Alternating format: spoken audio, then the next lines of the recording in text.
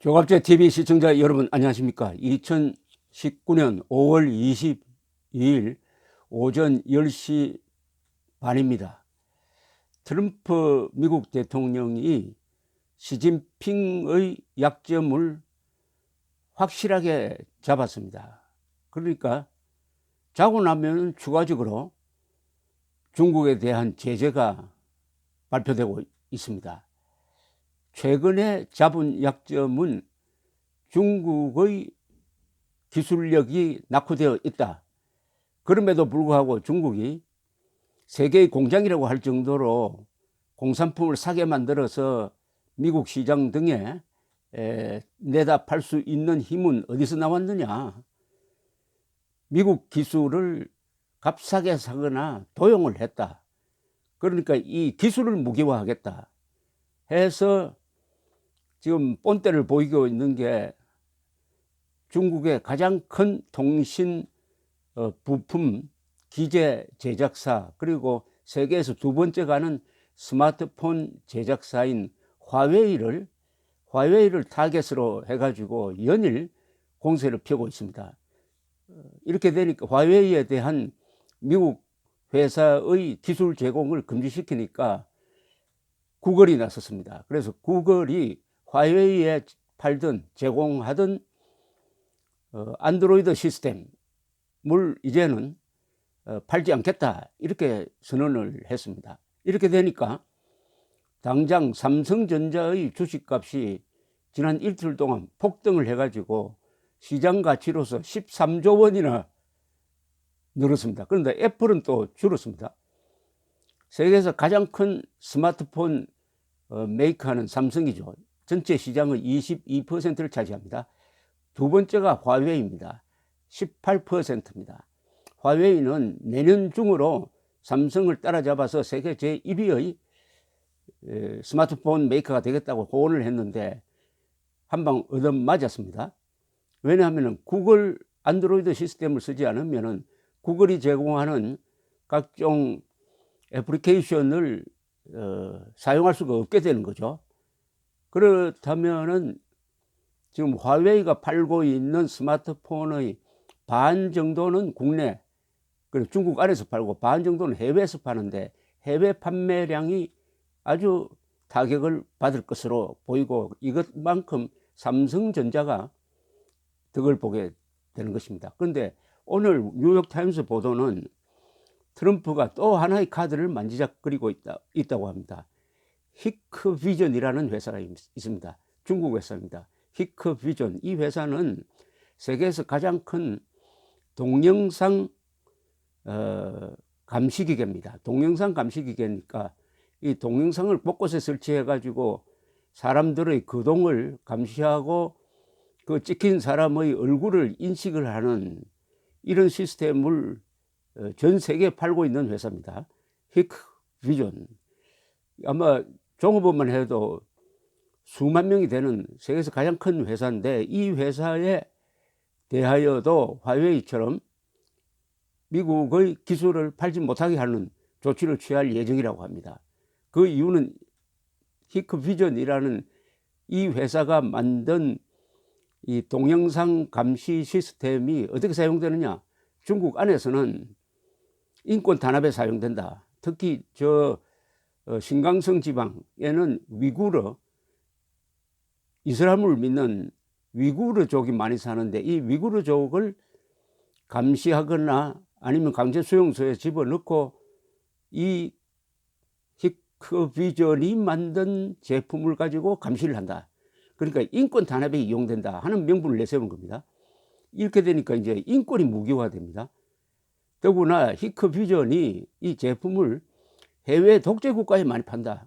우즈베키스탄, 파키스탄 등에 팔아가지고 짐바브웨 등 세계 인권 탄압자, 독재자의 도구로 만든다, 이런 명분입니다. 명분을 내세워가지고 히크비전을 앞으로 미국 회사의 기술을 이용하지 못하도록 하겠다, 이렇게 구상을 하고 있다고 합니다. 이렇게 되니까 미국이 중국의 약점을 잡았는데, 중국의 약점은 뭐냐 하면은 중국은 이 거대한, 말하자면은 가공 공장입니다. 이 원천 기술이 약해요. 원천 기술은 한국보다도 약하고 5G 부분에서 지금 선두주자로 나서겠다고 해가지고 화웨이를 앞세워가지고 도전장을 내었다가 이것 때문에 지금 화웨이가 당하고 있는 겁니다. 5G 기술을 발전시킨 그것을 기반으로 한 화웨이의 통신 장비 등이 수출이 되면은 거기에 뭐가 들어갈지 모른다. 즉 국가안보와 관련되는 정보를 중국이 수집할 가능성도 있다. 더구나 화웨이는 형식적으로는 민간 회사지만 그 뒤에 중국이 적극적으로 중국 정부가 협력하고 있다. 따라서 화웨이는 안 된다 해서 미국은 나토 국가 등 여러 나라에 화웨이 제품 쓰지 말라고 압박을 가하고 있는데, 문제는 화웨이가 지금 가지고 있는 그 기술력 가지고 그 회사를 운영하는 게 아니고 주로 미국, 한국 등 기술 선진국으로부터 도입한 기술이나 부품을 가지고 물건을 만들고 서비스를 가동시키고 있다. 그러니까 기술 의존적인 나라다. 바로 이겁니다. 중국의 약점은 뭐냐? 기술 의존적인 나라다. 특히 반도체 부분에서 약하다. 반도체. 중국이 만들어내는 제품에 가장 많이 들어가는 원자재가 반도체입니다. 반도체, 컴퓨터 칩이 반도체에 심어지는 거니까 뭐 반도체 칩 같은 말인데, 어느 정도로 이 반도체를 많이 수입을 하느냐 하면 중국이 연간 3천억 달러를 수입을 한다고 합니다.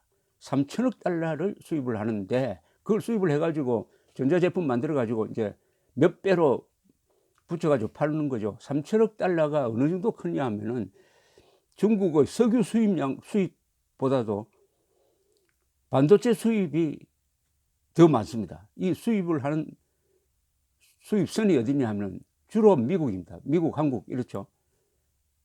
그러니까 미국이 앞으로는 반도체 수출까지, 반도체 대중 수출까지 통제할지 모릅니다.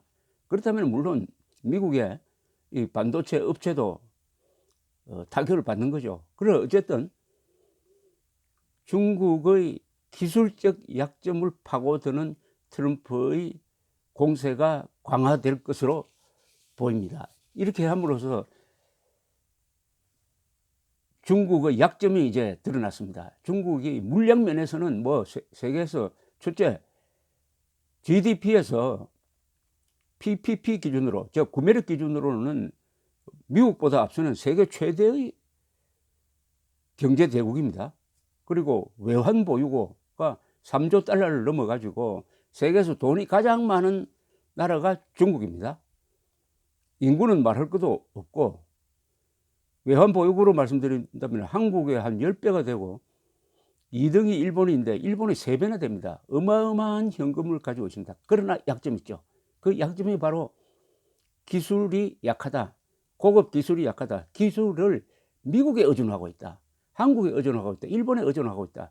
이걸 이용해 가지고 중국의 도전을 이번에 확실하게 끊겠다는 게 트럼프의 전략입니다. 그래서 지금 전개되고 있는 것은 무역전쟁이란 말은 너무 약합니다. 무역전쟁, 기술전쟁, 그리고 군사력의 대결, 총체적으로는 체제대결입니다. 이게 체제대결.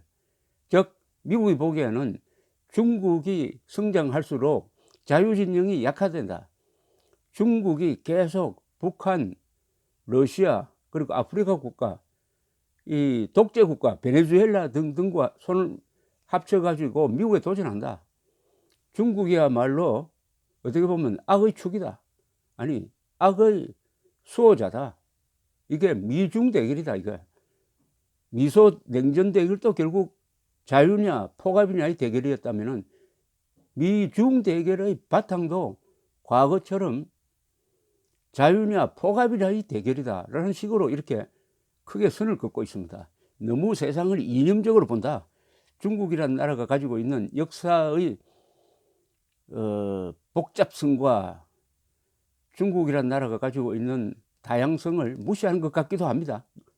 그러나 어쨌든 트럼프와 트럼프 참모들이 그렇게 일도양단하는 식으로 중국을 보고 있는 것은 사실이고 그것이 바로 대중 전략으로 나타나고 있다는 것을 알 수가 있습니다. 그렇다면 한국은 어떻게 해야 되느냐 하는 것은 문재인 외교는 실패했죠.